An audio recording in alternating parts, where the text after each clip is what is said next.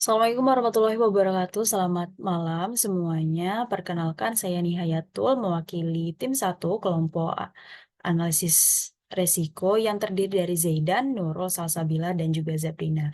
Pada kesempatan kali ini saya akan memaparkan mengenai historical simulation method yang dimana historical simulation method ini merupakan salah satu teknik dalam analisis resiko. Yang pertama, lanjut ke peta konsep. Jadi pada kesempatan kali ini kita akan membahas mengenai definisi historical simulation method, kemudian langkah-langkahnya seperti apa, kelebihan metode simulasi historical method itu seperti apa saja, dan juga keterbatasan dari metode historical simulation method.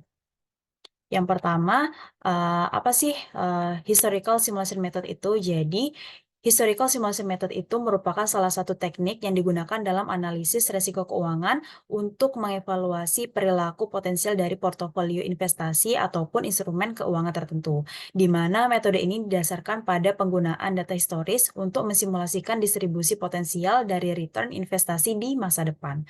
Dalam metode ini, pergerakan harga atau nilai aset dalam periode historis tertentu diambil sebagai dasar untuk memprediksi perilaku dan juga peristiwa yang akan terjadi di masa yang akan datang.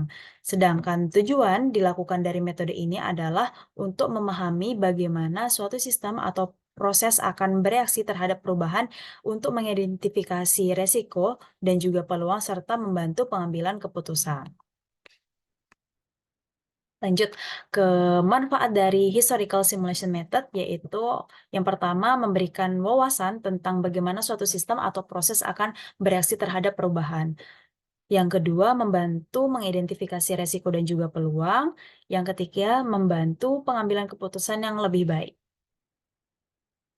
Nah, dalam melakukan analisis historical method juga ada langkah-langkah yang harus dilalui.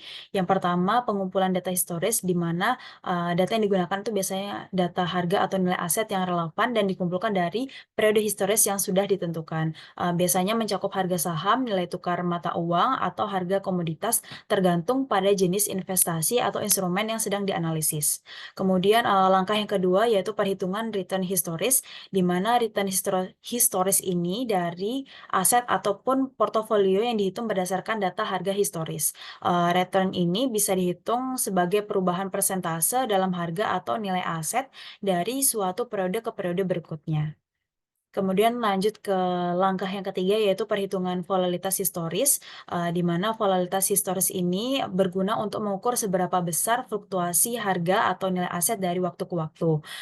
Juga menghitung data dari data historis, di mana volatilitas merupakan faktor kunci dalam analisis risiko karena tingkat volatilitas mempengaruhi potensi kerugian dan juga keuntungan investasi. Kemudian, langkah yang keempat yaitu simulasi periode yang diperlukan.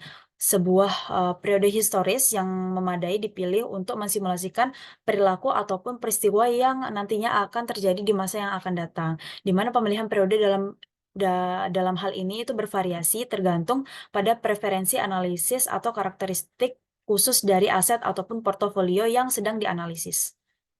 Kemudian, langkah yang kelima itu simulasi pergerakan harga nilai aset, di mana dengan menggunakan data historis, pergerakan harga atau nilai aset simulasi itu dilakukan dengan menerapkan return historis ke nilai aset awal.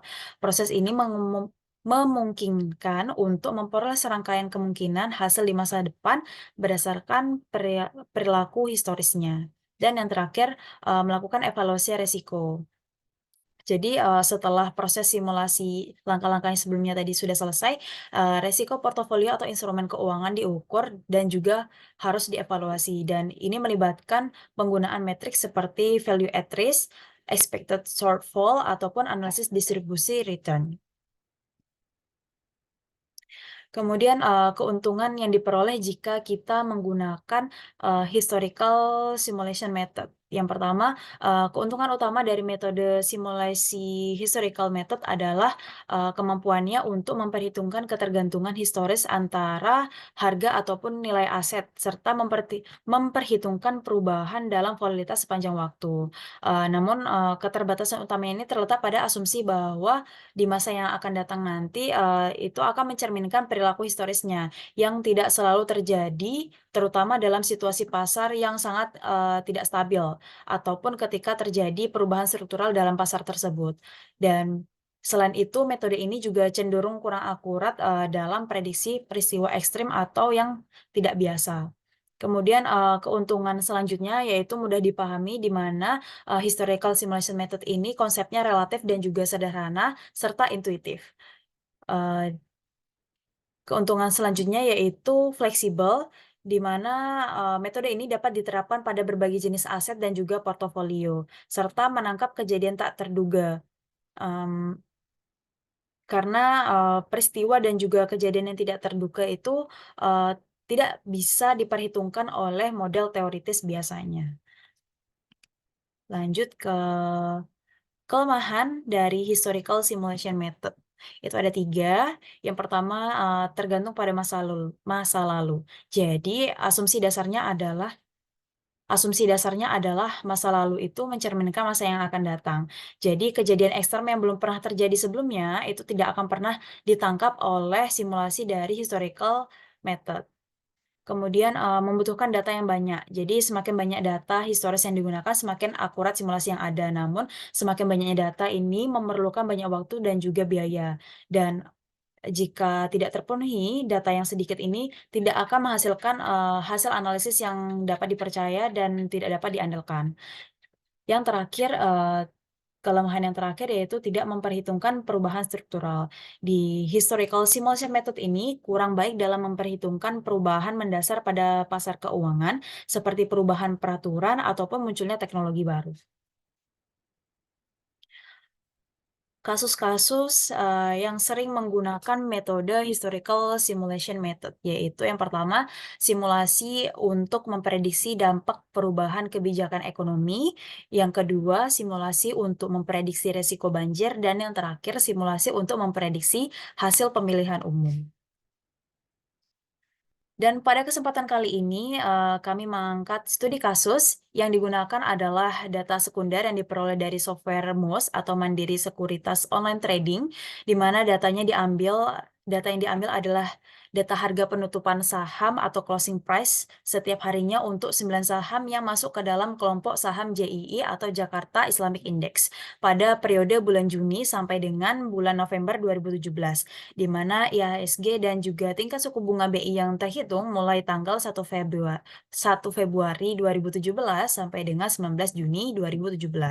Dan, saham-saham yang digunakan yaitu saham-saham dengan kode seperti berikut.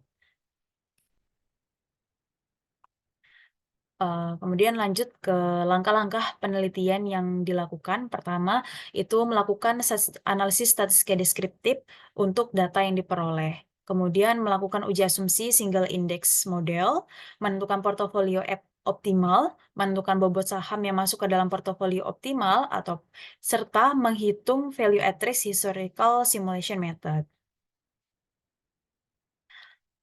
Berdasarkan hasil analisis yang sudah dilakukan, value at risk untuk portofolio optimal dalam hal ini itu yang digunakan adalah sebesar, Rp100 juta untuk modal awalnya dengan tingkat kepercayaan sebesar 95% serta holding periode selama 1 hari adalah sebesar Rp2.090.283.